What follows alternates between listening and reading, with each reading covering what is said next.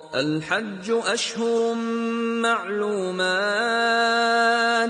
فمن فرض فيهن الحج فلا رفث ولا فسوق ولا جدال في الحج وما تفعلوا من خير يعلمه الله وتزودوا فإن خير الزاد التقوى واتقون يا أولي الألباب.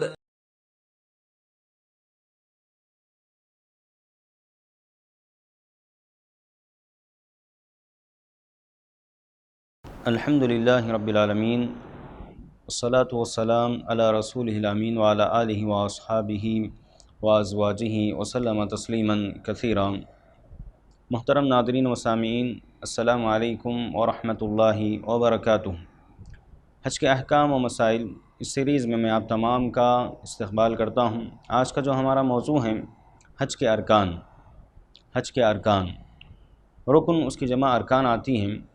کسی بھی چیز کے اہم حصے کو جو ہے رکن قرار دیا جاتا ہے۔ شرعی اصطلاح میں علماء نے اس کی جو تعریف کی ہے کہ رکن جو ہے کسی بھی عبادت کا وہ اہم رکن ہوتا ہے، حصہ ہوتا ہے، مضبوط حصہ کہ اس کے بغیر وہ عبادت قابل قبول نہیں ہوتی۔ حج کے جو ہے ارکان ہیں، کل 4 ارکان ہیں جس کا ذکر علماء کرام نے کیا ہے۔ سب سے پہلا رکن نیت کرنا ہے۔ حج کے لیے جا رہے ہیں تو حج کی نیت کرنا چاہیے، بلکہ ہر عبادت کی نیت کرنی چاہیے۔ دیکھیے، نیت دل کے ارادے کو کہا جاتا ہے، دل کے ارادے کو نیت کہا جاتا ہے۔ زبان سے نیت کرنا بدعت ہے، زبان سے نیت کرنا بدعت ہے، جیسے نماز روزے کے لیے جیسا آج عوام میں مشہور ہیں۔ صرف 2 عبادتیں ہیں جس عبادت کی بات میں کر رہا ہوں، حج کی بات، حج عمرہ، اور اسی طرح قربانی۔ یہاں جو ہے زبان سے نیت کرنا، الفاظ ادا کرنا، یہ سنت ہے، اللہ کے نبی صلی اللہ علیہ وسلم سے ثابت ہیں۔ اگر حج کر رہا انسان اللہم لبیک حجن کہے گا، عمرہ کر رہا اللہم لبیک عمرتن کہے گا، یہ ثابت ہے۔ اس کے علاوہ دیگر عبادتوں میں زبان سے نیت کرنا درست نہیں ہے، سوائے حج عمرے کے یا قربانی میں نے ذکر کیا۔ تو نیت کرنا ضروری ہے، نیت کے بغیر کوئی عبادت، کوئی قول، کوئی فعل اللہ تعالیٰ قبول نہیں کریں گے۔ وما امروا الا لیعبدوا اللہ مخلصین لہ الدین، تمام کو اسی بات کا حکم دیا گیا ہے کہ دین کو خالص کرتے ہوئے اللہ کی عبادت انجام دیں۔ اور پیارے نبی صلی اللہ علیہ وسلم نے فرمایا، مشہور حدیث عمر رضی اللہ تعالیٰ عنہ سے مروی، انما الاعمال بالنیات، اعمال کا دار و مدار نیتوں پر ہیں۔ نیت جیسی ہوگی ویسا عمل جو ہے مقبول ہوگا۔ نیت میں اگر خرابی ہے، نقص ہے، تو عمل قبول نہیں ہوگا۔ دوسرا اہم رکن جو ہے وقوف عرفہ، عرفہ میں جو ہے وقوف کرنا، وہاں ٹھہرنا، الحج عرفہ۔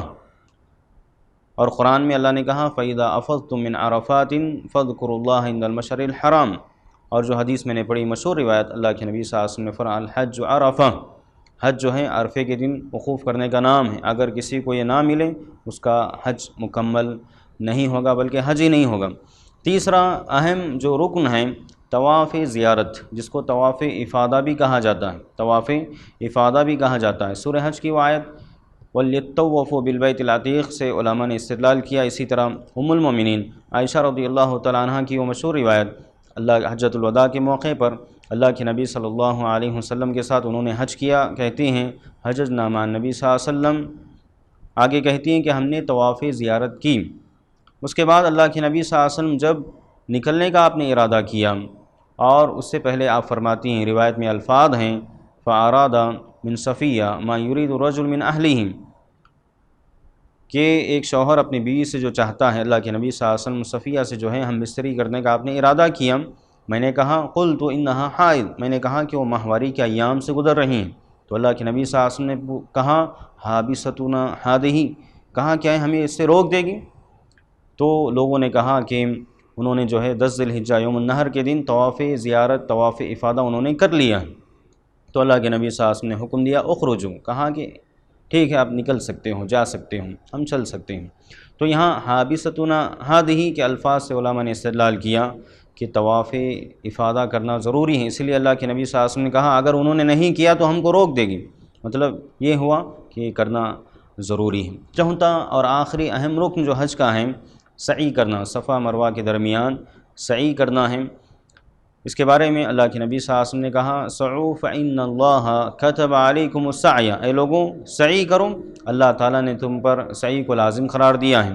ام المومنین عائشہ رضی اللہ تعالیٰ عنہ سے مروی ہیں روایت، اللہ کے نبی صلی اللہ علیہ وسلم نے فرمایا ما اتم اللہ امرئ حجہ ولا عمرتہ لم یطف بین الصفا والمروہ، اللہ کے نبی صلی اللہ علیہ وسلم نے کہا کہ اللہ تعالیٰ اس کے حج کو اور اس شخص کے عمرے کو پورا نہ کریں جس نے صفا مروہ کے درمیان سعی نہیں کی۔